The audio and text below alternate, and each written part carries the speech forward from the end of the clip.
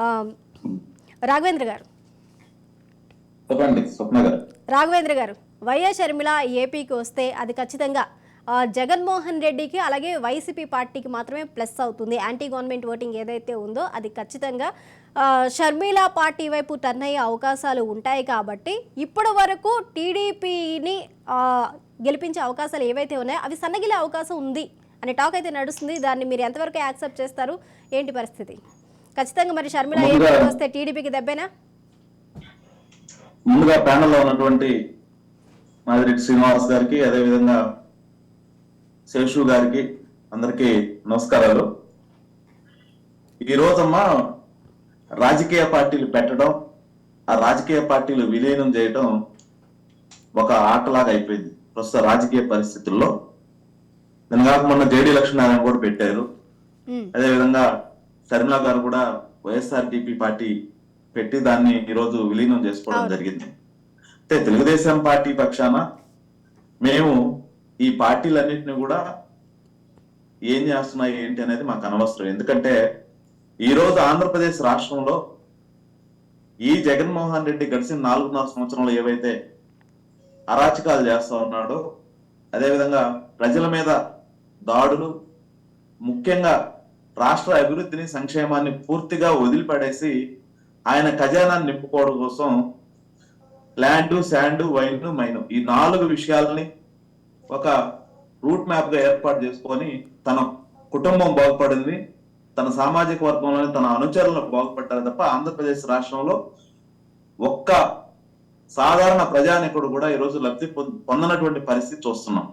అయితే జగన్మోహన్ రెడ్డి తన ఓటమిని తాను ఆల్రెడీ 6 నెలల క్రితమే యాక్సెప్ట్ చేసేసాడు. తను ఓడిపోతున్నాననే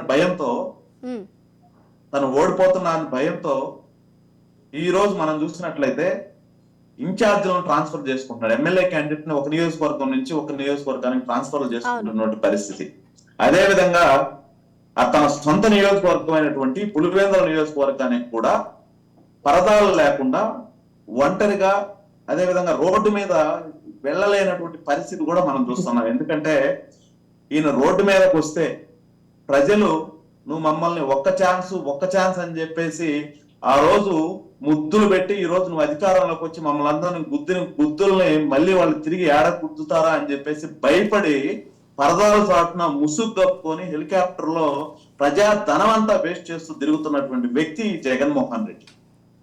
కాబట్టి ఆంధ్రప్రదేశ్ రాష్ట్రంలో ప్రజలందరూ కూడా తెలుగుదేశం పార్టీ అధికారంలోకి ఎప్పుడు వస్తుందా, చంద్రబాబు నాయుడు గారు ఎప్పుడు ముఖ్యమంత్రి అవుతారా, ఆంధ్రప్రదేశ్ రాష్ట్రం మళ్ళీ ఎప్పుడు సంక్షేమ పరంగా గాని ఆర్థిక అభివృద్ధిలో గాని ముందుకెళ్తుందా అని చెప్పేసి ఎదురు చూస్తూ తెలుగుదేశం పార్టీ ఓటింగ్ తెలుగుదేశం పార్టీకి 100% డిసైడ్ అయిపోయింది. ఈ రోజు న్యూట్రల్స్ మనం విలేజెస్ లోకి వెళ్ళినా గానీ, అదే విధంగా అర్బన్ ఏరియాస్ లో గానీ, ఉద్యోగస్తులు గానీ, ఇప్పుడు శ్రీనివాస్ గారు టీచర్స్ యూనియన్స్ లో చేస్తున్నారు. టీచర్స్ యూనియన్స్ లోనే వాళ్ళనే రాచి రంపాన పెడితే అడిగే దిక్కులేదు. ఏ రోజు ముందు తాగొద్దురా బాబు అని ఎవరైతే ఏ ఉద్యోగస్తు ఏ టీచర్ అయితే మనం చదువుకునేటప్పుడు మనకందరికి బుద్ధి చెప్తాడో, ఈ రోజు ఆ టీచర్లే వైన్ షాపుల దగ్గర కాపలా పెట్టినటువంటి దౌర్భాగ్యుడు ఎవరైనా ఉందంటే ఈ ముఖ్యమంత్రి. అదే విధంగా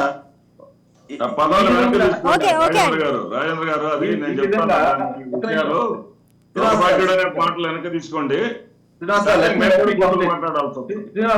గారు లెట్ మీ కంప్లీట్. ఓకే, మీరు మాట్లాడేటప్పుడు నేను ఏమి డిస్టర్బ్ చేయలేదు మిమ్మల్ని, మీ వర్షన్ మీరు చెప్పారు. ఓకే, అయితే ఈ రోజు షర్మిల అనే ఆమె కాంగ్రెస్ లో చేరిందా లేకపోతే ఇంకొక పార్టీలోకి వెళ్ళిందా అనేది ఆమె వ్యక్తిగత విషయం. ఆమె మా పార్టీలోకి